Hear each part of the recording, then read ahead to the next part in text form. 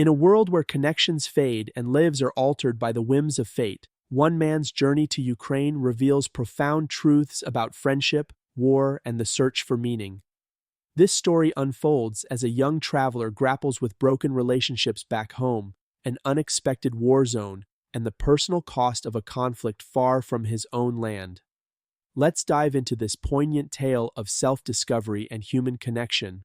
However, what resulted is utter disappointment and eventual heartbreak. Everything started off fine.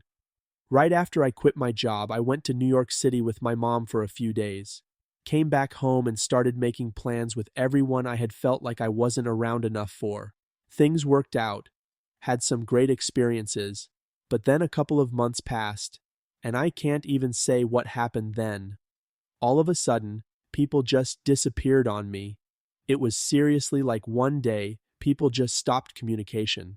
The messages stopped coming, the response times were vastly greater, and being left on read became a regular occurrence. However, what resulted is utter disappointment and eventual heartbreak. Everything started off fine. Right after I quit my job, I went to New York City with my mom for a few days.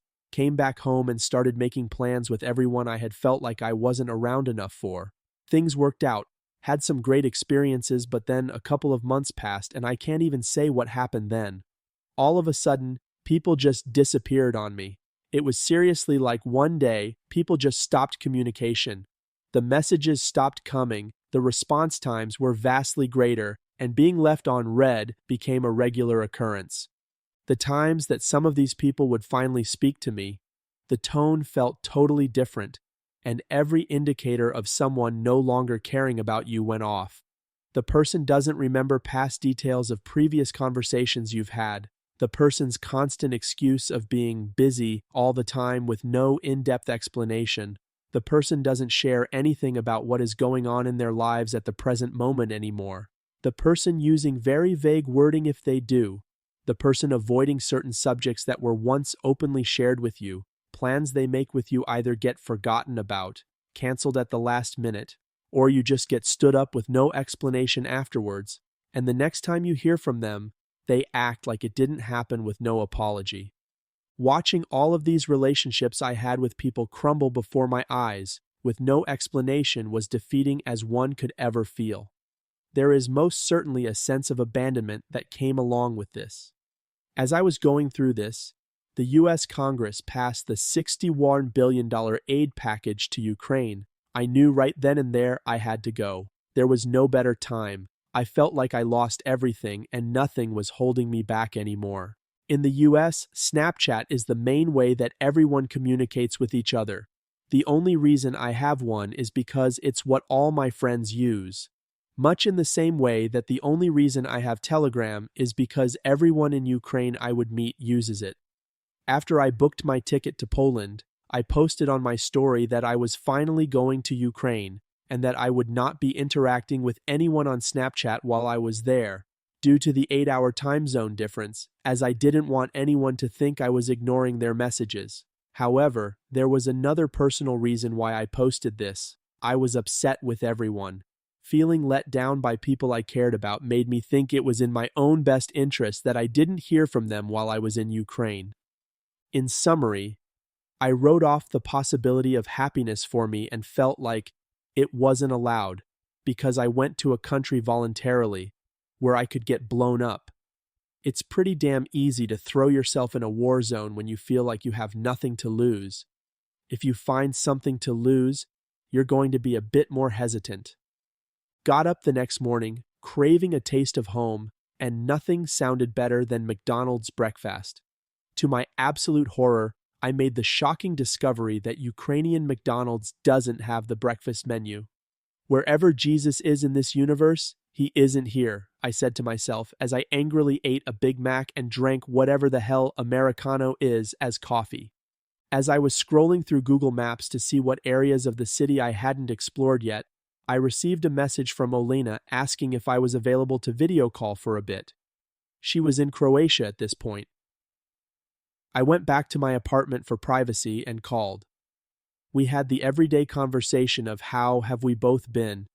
Are we enjoying each other's trips? Nothing out of the ordinary until suddenly she asked, "Have you been out with any other girls?"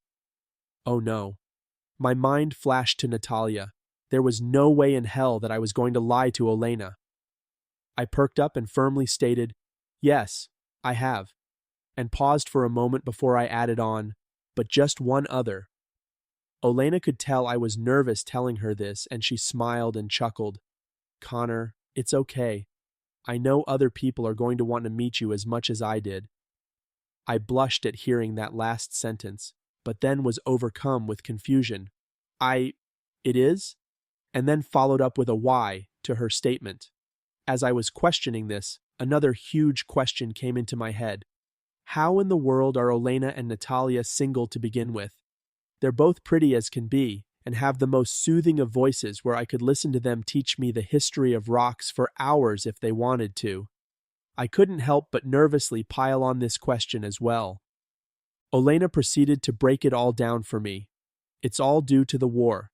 Remember how earlier about Olena I stated the situation with her dad at the front, and her mom not knowing when and if he will come home, and they haven't seen each other since the invasion occurred? Well, for all of the Ukrainian women who are young and unmarried, they don't want to find themselves in the same situation. Most women nowadays don't want to get into a relationship because they fear the man will get drafted. They then don't want their man to be deployed and stuck in a long-distance relationship and going through the wartime stress of not knowing if their man will survive and not even having a clue when they'll see him again.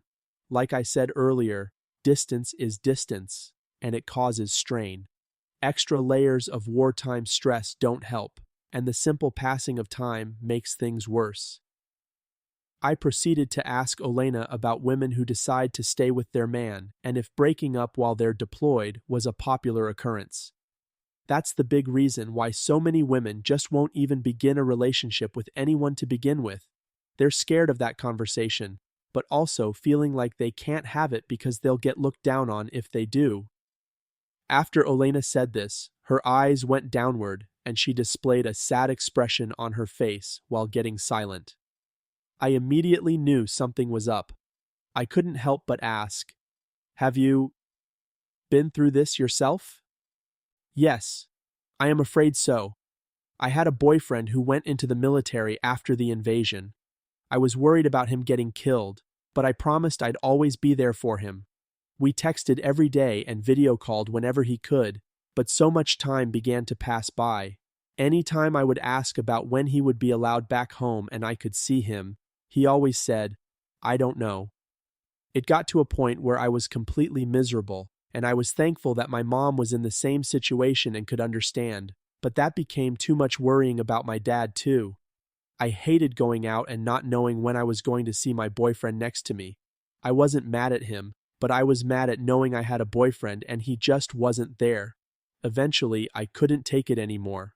We video called one day, and I told him that I couldn't do this anymore, because every time we talked, it felt like a constant reminder that he wasn't there, and it would just make me feel sad."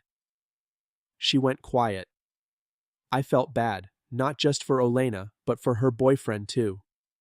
Two people divided by war. All of the dinners they missed having together, the movies they could have seen, the nighttime walks in the city, the laughter they could have shared about things only they could understand. On one single day, that all got taken away when the invasion started. I couldn't help but press on for the aftermath. What was his reaction and what happened afterward? He started crying, then got angry and started yelling. I started crying too and told him that I was sorry over and over again. I tried to explain, but he refused to listen. I had to just end the call after a while. I was sitting there stunned, attempting to comprehend what was going through this man's head as his girlfriend was ending things with him. The worst was when all of our friends and his family had found out what I had done.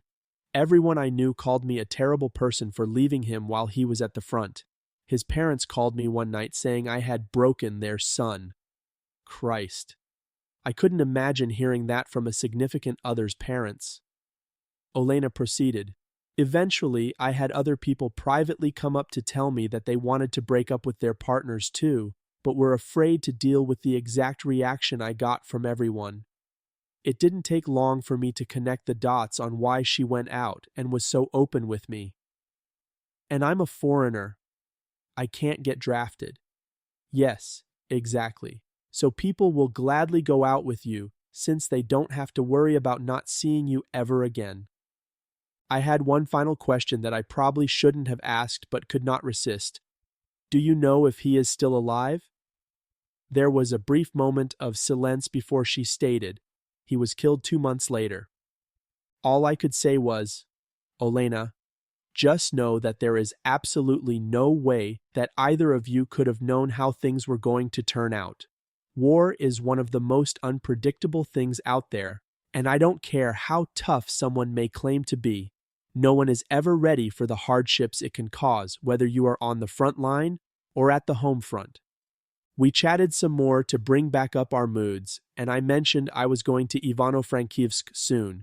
She told me to let her know how it went at the English classes I would be a guest at, and ended with, "Please let me know when you're back in Lviv again so we can meet, okay?" I promised her I would and wished her well while she was in Croatia. I decided to contact Victoria to see if her offer about going to her school in Ivano-Frankivsk was still up.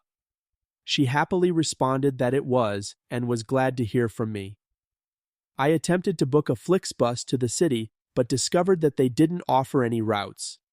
Told Victoria this, and she said that I would have to book a bus with the local Ukrainian transportation.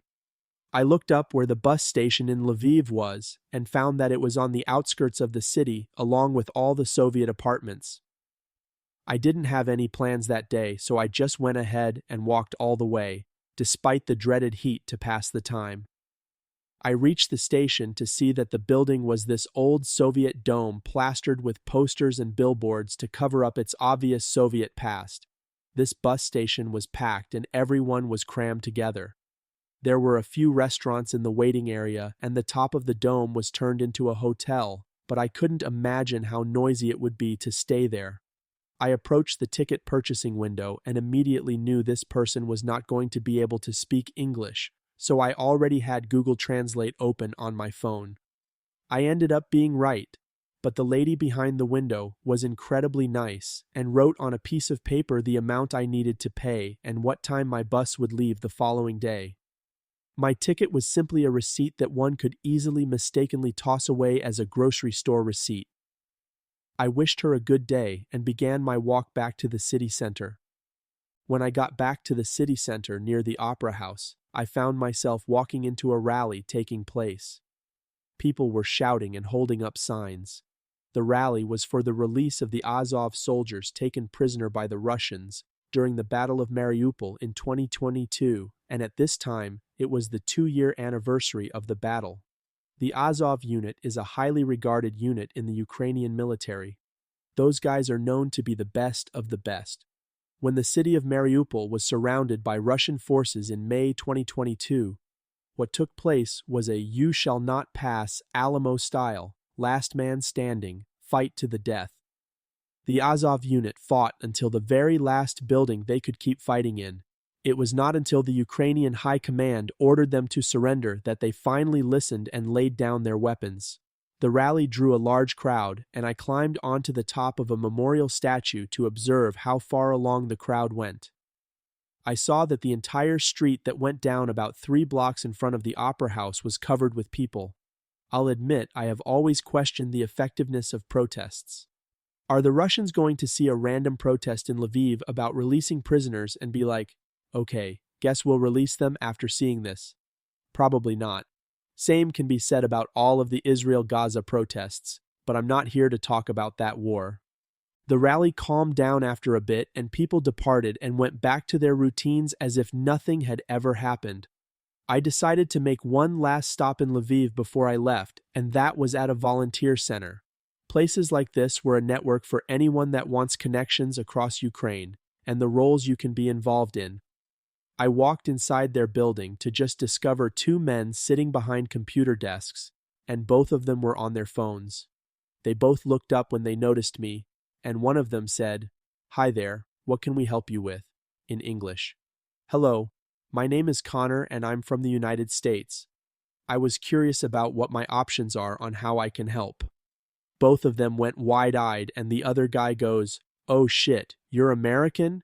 We don't run into many of those these days." We got the introductory out of the way and these guys were both Ukrainian. Have to say that they could have fooled me because their English didn't have the slightest bit of an accent to it. We all sat down and started talking business.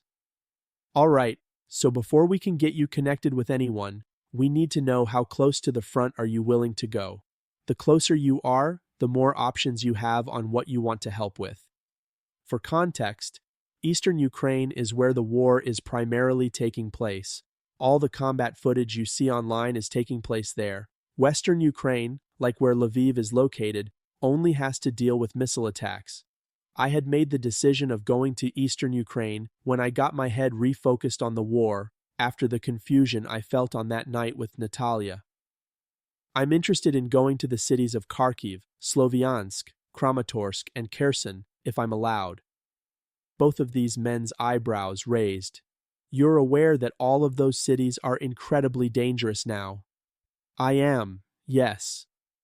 That month, the situation on the front was intense.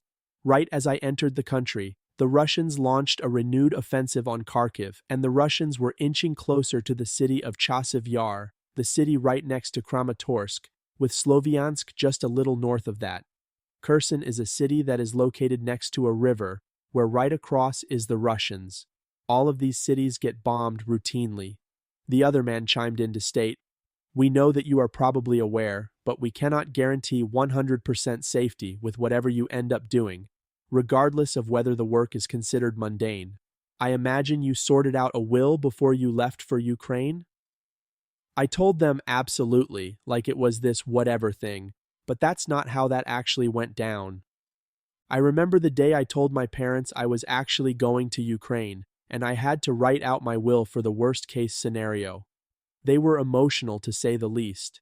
They knew I had been struggling before I had left, asking me to please go to a place like Italy instead. It is no lie that I seriously thought that everywhere else sounded basic to me, but with how I was feeling at the time, I thought that it didn't make sense either. Why would I go to a beautiful place like Italy by myself?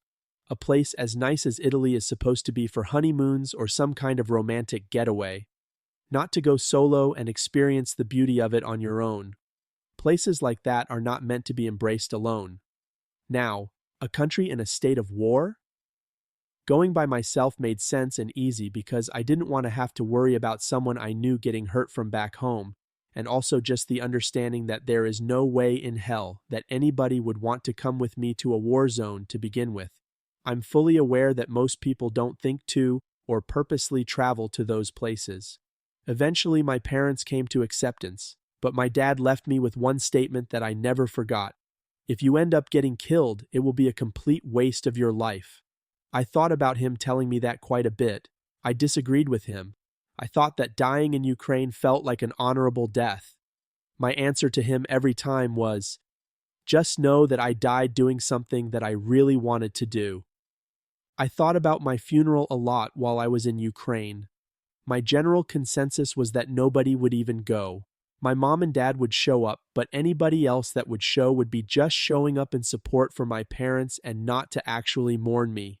No past friends or lovers would show. They'd all say they'd be too busy or some crap. I remember scrolling through my friends list on Snapchat and looking at all of the names and just saying to myself randomly, if I died tomorrow, none of these people would show up. Maybe there is a lesson here in that. Look through your own friends list and ask that hard question of who on that list would show up to your funeral if something happened to you tomorrow. If you feel like the answer is no, question how much of a friend that person really is. It could even be someone that you actually hang out with daily, but once you put aside the good times you've had with them, ask yourself if that same person was around for you during the hard times too. A real friend is around for both, not just the good days. Your funeral is a bad day. Would they be there? I told the men that I completely understood the risks of traveling to these locations and accepted my fate however it may come. They gave me a list of groups in these cities and the contact information of the people I could talk to. but they said it was best to only establish contact when you're on your way to these places as you message them, or even better, already there. Apparently, many of these groups go through tons of conversations with people who say that they want to join but end up never actually going, and it's just all talk. The time, I'm sure they get wasted, so it's best to wait until you are closer to your destination.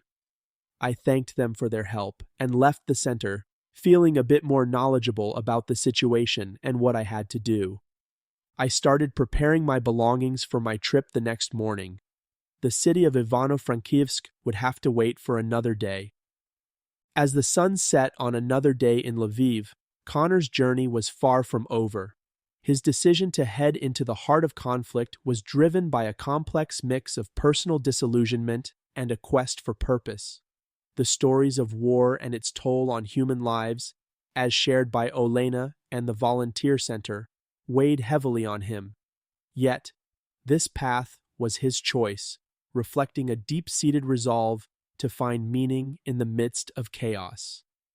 The journey to Ivano-Frankivsk was just a step toward a broader mission, and the cities of Kharkiv, Sloviansk, Kramatorsk, and Kherson awaited his arrival. The echoes of silence that had marked his departure would soon meet the realities of a war-torn land, shaping his story in ways he could only begin to understand.